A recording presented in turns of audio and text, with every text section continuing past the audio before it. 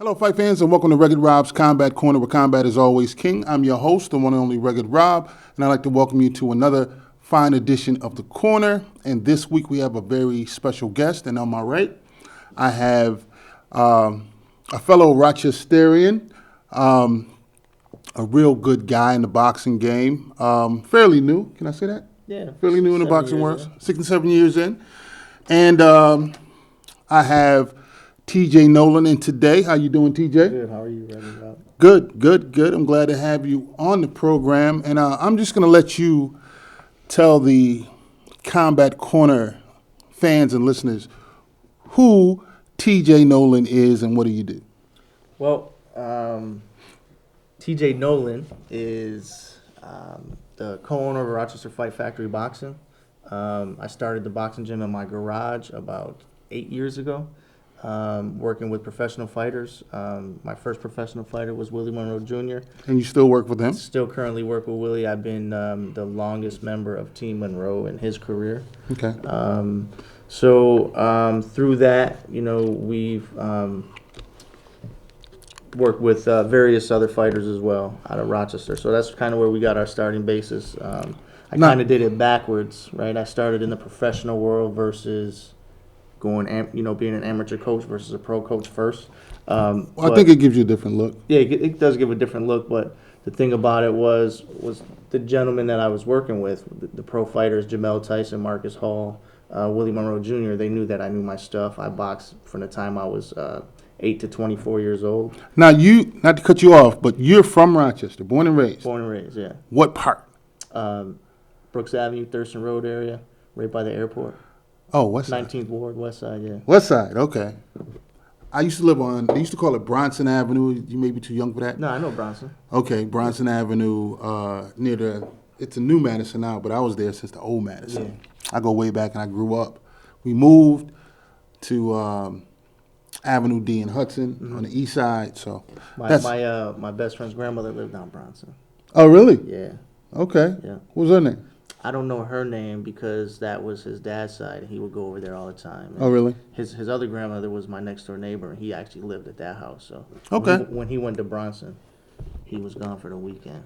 Bronson Ave? Yeah. I probably know his father. I'm up there. But anyway, not to get on the water kick. Okay, you're talking about Willie Monroe and then doing things backwards.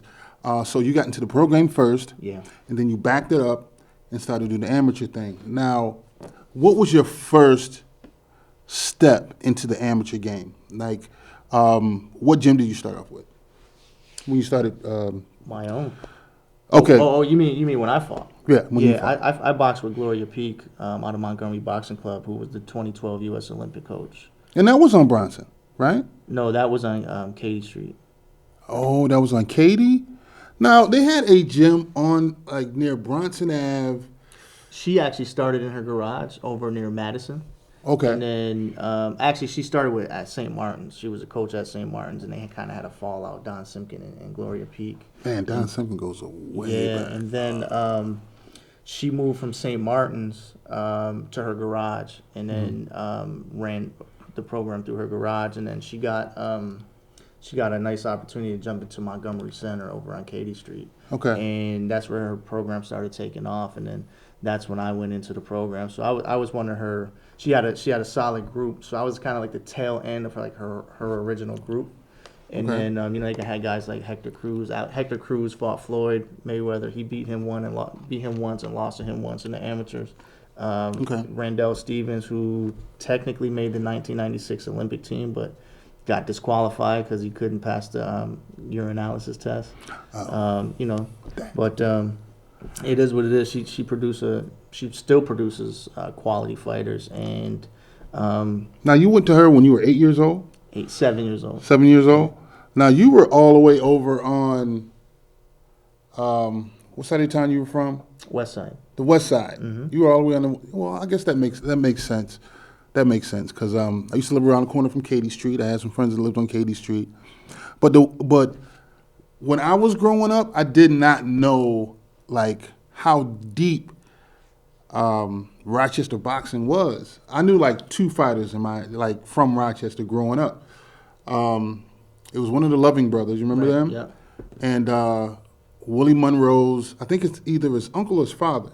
His uncle. So you got Willie Monroe, Willie the Worm Monroe. You got Willie the Body Rock Monroe, and you got Willie El Mongoose Monroe Jr. Right. So I think I went to school with Willie Monroe Body Rock, cause Body Rock is his dad, okay, and the Worm is the one that beat Marvin Hagler. right, Yeah.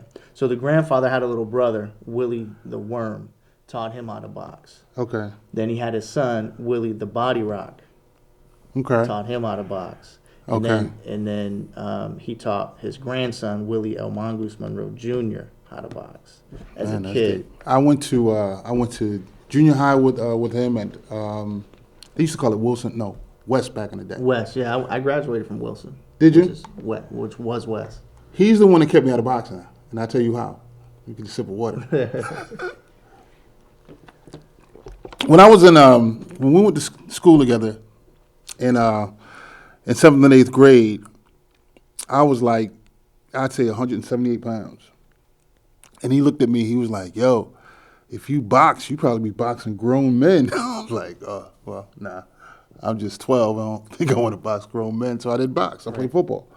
But, yeah, I was a big kid. But I didn't know, if I would have known that you box someone your same age your same age, your same experience, and your same weight, I would have did it. But he was like, yeah, you probably be boxing grown men. And he was no slouch either. He would come in and shadow box and all that. I'm like, nah, that's not me. But that's how far I go back with the Monroes. So you working with Willie Monroe Jr., the Mongoose. And he has a fight coming up, right? In June. In June? We should be back in the ring in June. Yeah. Okay. There's a couple opponents' names on the table. We can't really talk about their names yet, just due to contractual obligations. Okay. So we can't put that information out, but expect Willie back into the ring by June. Okay. And actually, I used to promote amateur fights, and he fought on my card back in 2004. So, yeah, the river runs deep. So let's go back to your career. You fought for Montgomery Center on Katy Street for a while, and now how far did your career go? Actually, I boxed all the way up until I left for college, and then I had a baseball scholarship to play in college at Genesee Community College. Mm-hmm. So I went there, and then I actually got into some trouble out there, and decided, I got Genesee Community College out here. Yeah, towards Batavia. Right. So through that, kind of made some changes in my lifestyle, and then decided that I needed to go back and forth from GCC to boxing, and I kind of did that for a little while. And my last fight was in the 2001 Empire State Games. That was the last year they had the 147-pound weight class in amateur boxing, mm-hmm. And I ended up fighting through the tournament, and Jonathan Tubbs worked my corner for the whole tournament, and I worked Jonathan Tubbs' corner for the whole tournament. Okay. And I lost in the finals to a kid named Monterey, who he's dead now, but violence in Rochester. But he was ranked number 2 in the country at the time, and that was my first fight back going to college. Mm-hmm. So I had and my first time fighting at 147, because I was a smaller guy. I was fighting at 115 prior to going to college. So 115 and 147. Yeah, I gained that freshman 50 type of deal. I was drinking a little bit and gained some pounds. I know the freshman 50. Mine was a freshman 65. Yeah. But okay. You fought your last fight, and you got up to the Empire State Games. Now, and you came back, got in a little trouble. To move a little forward, how did you get into the pro game? Pro game. So I actually went to the military, and I became a combatives instructor for the U.S. Army. Okay.